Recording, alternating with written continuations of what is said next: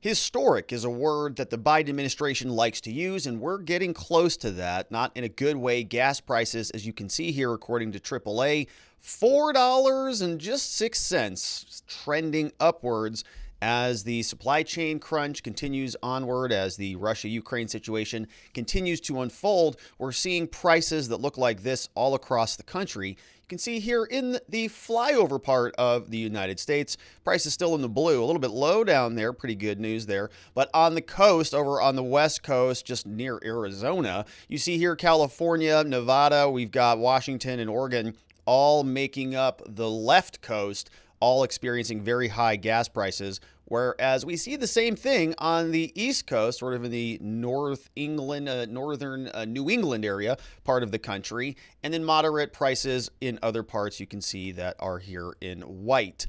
And it's going pretty crazy in LA. We're seeing $7 a gallon. Some people there scratching their heads wondering how something like this might even possible. One driver said, according to ABC7, quote, "That's insane. I don't think we've ever paid that ever," is what this person said. Just total incredulity about this whole entire situation. Out of LA says that the average price of a gallon rose to $5.247 on Saturday, but some stations have prices even higher. The Shell gas station located at Olympic Boulevard at Fairfax was $6.99 a gallon, with premium listed at $7.29 a gallon of gas. Each of the three highest increases in July 14 since July 14, 2015 have occurred over the past 3 days. So a lot of price increases been experienced by many Americans throughout the country. And I wanted to take a look at the historical trend on gas prices. And here is what I found according to the U.S. Energy Information Administration, the EIA, an independent statistics and analysis website. You can see here they go back further than what I was able to clip here, but all the way back starting in about 2002, we can see it was kind of the lowest juncture over the last 20 years or so.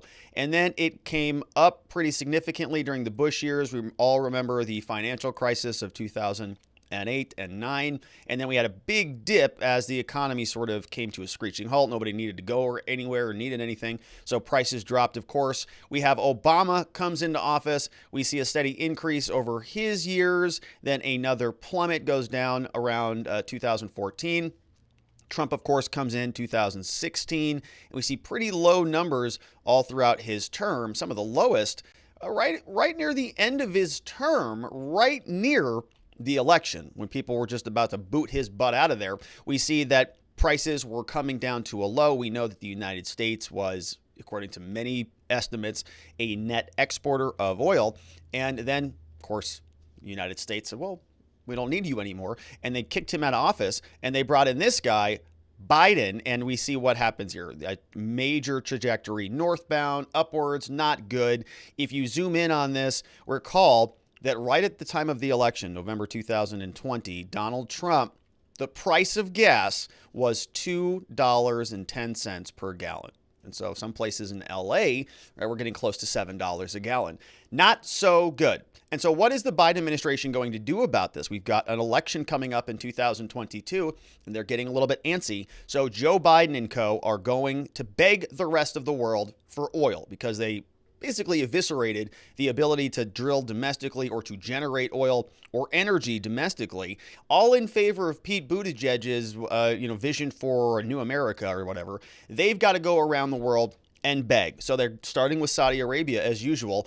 Axios is reporting that Joe Biden and his advisors are now weighing a trip for more oil. They're not going over there to have, tea and crumpets. President Biden's advisors are discussing a possible visit to Saudi Arabia to help repair their relations with the kingdom and to convince the kingdom to pump more oil, Axios has learned. Well, isn't that interesting? Why it matters? Well, this would be a hat-in-hand trip, sort of a, oops, sorry about this, I got to come over here and beg you for oil. This would illustrate the gravity of the global energy crisis. Biden has chastised Saudi Arabia previously, and the CIA believes that the Crown Prince Mohammed bin Salman was involved in dismembering, horrifically, the Washington Post columnist Jamal Khashoggi. And that was a horrific story. And so Biden came out and said, well, you're horrific people for doing what you did.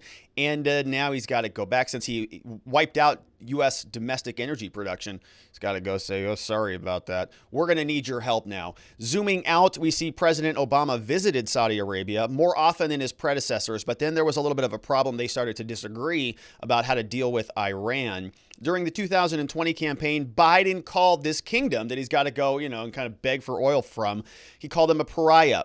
And he released an unclassified report saying that MBS, Mohammed bin Salman, approved the operation to kill or capture Khashoggi, who was, of course, very critical of the prince. Now that they need oil and gas prices to go down, Biden and his team need to go over it there and deal with this. They want to preserve options for the president, see if they can maybe persuade them to increase oil and help dig us out of this pit that we've put ourselves in. We see that the Crown Prince may not be so interested in cooperating with them. Bin Salman, according to Axios, is not making it easier for Biden to repair their relationships. He went over and talked to The Atlantic. They had an interview and they published that last week. And he said, we don't have the right to lecture you in America, Joe. So the same goes the other way. How about you don't lecture us? Seems like a pretty reasonable situation there.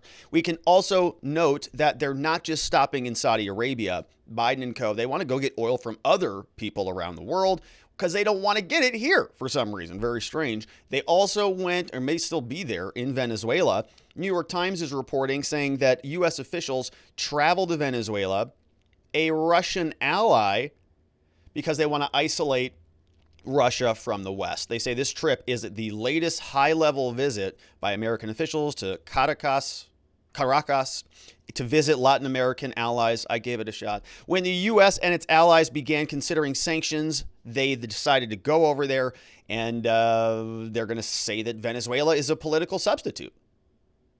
Rather than getting stuff from Russia, just go get it from Venezuela. Easy. Don't need it here in the United States. Just go down south. Continues on. This is saying, this person here is saying that if the United States curtails imports of Russian oil, Venezuela would be able to replace some of those lost supplies. So this is Francisco Monaldi. He's a Venezuelan energy expert over at Rice University in Houston, saying that, yeah, we can just swap one in right out for the other. Not that big of a deal. Says Venezuela sent most of its oil to the U.S. Gulf Coast, whose refineries were built for that. It's heavy crude, and so we can just swap them out. Now, you, of course, have to get the Venezuelan government and leader on board with all of this. And so we check in with Maduro. Mr. Maduro says, sure. Yeah, you want to buy oil from me? We got plenty of it. Yeah, I mean, come take it. We'll charge you, what we charge you. He says here, according to the New York Times, Mr. Maduro appeared to be discussing oil deals with the United States. He said, quote, here lies the oil of Venezuela, which is available for whomever wants to produce and buy it, be it an investor from Asia or Europe or the United States. I don't care. We've got oil. You want it.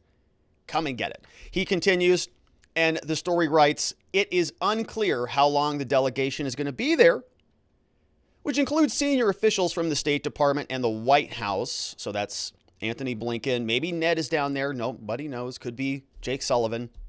Spokespeople for Mr. Maduro and the State Department did not respond to requests for comments. Why might that be? Well, they probably don't want you to know that they're down there trying to buy that dirty, dirty oil to keep those gas prices in check. I want to see what you have to say about it. Let me know down in the comments below. There's a lot going on right now, and Joe Biden is having to scramble for some gasoline to keep those cars going out there on the streets of America, because he's got an election coming up. And if those gas prices continue to tick up further, it's actually going to cause catastrophic problems for many people across this country, and the Democrats are going to see that at the polls. So I want to hear what you have to say about this. Let me know down in the comments below. Don't forget to like, subscribe, share this video with a friend or family member, because I look forward to seeing you on the next one.